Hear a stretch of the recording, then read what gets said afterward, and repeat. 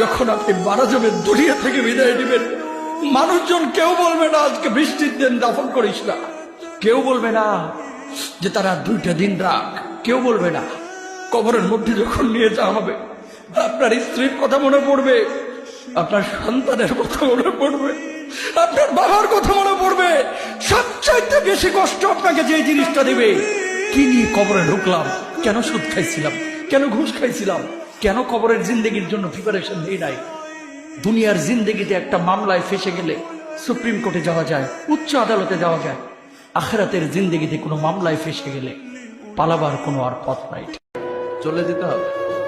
দালান ঘর, বাড়ি ঘর, টাকা পয়সার জন্য পাগল হয়ে থাকে আমরা, কিন্তু এটা আমার আসল ঘর নয়।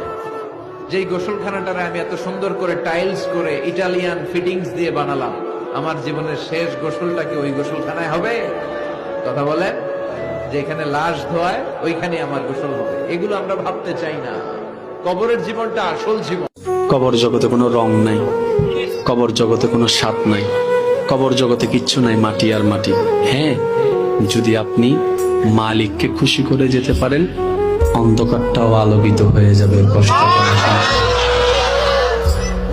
আপনার কবরের চিন্তা আপনি করেন, আমার কবরের চিন্তা আমি করব। আপনি আমাকে বেশি থেকে বেশি উৎসাহ দিতে পারবেন, ভাইয়া কবরটা সাজাইলা, সারা জীবন শান্তিতে থাকতে পারবে। এটা হচ্ছে মুসলমানের নিয়ম। বলেন, কবর প্রতিদিন ডাক দিয়ে বলে আনা বাইতুদ দুধ। প্রত্যেকের কবর প্রত্যেককে ডেকে বলে, ও আল্লাহর বান্দা, জানো আমি পোকামাকড়ের ঘর, পোকামাকড়ের ঘর। তুমি তো সেই বান্দা যে একটা মশা কানের পাশ দিয়ে উড়ে গেলে তোমার ঘুম বন্ধ হয়ে যায়, চোখ মিলে যায়। একটা মশার গুনগুন আওয়াজ সহ্য করতে পারো না।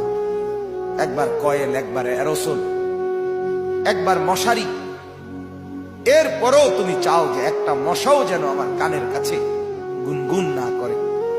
তো 5 ঘন্টার ঘুমের জন্য, 6 ঘন্টার ঘুমের জন্য বান্দা এই যত্ন নিলা, অনন্তকাল কিংবা বছরের পর বছর কবরের যে ঘুম দিবা, পড়ে থাকবা সেই ঘরে, পোকা মাকড়ের ঘর, সেই ঘরে তুমি ঘুমাইবা কেমনে, থাকবা?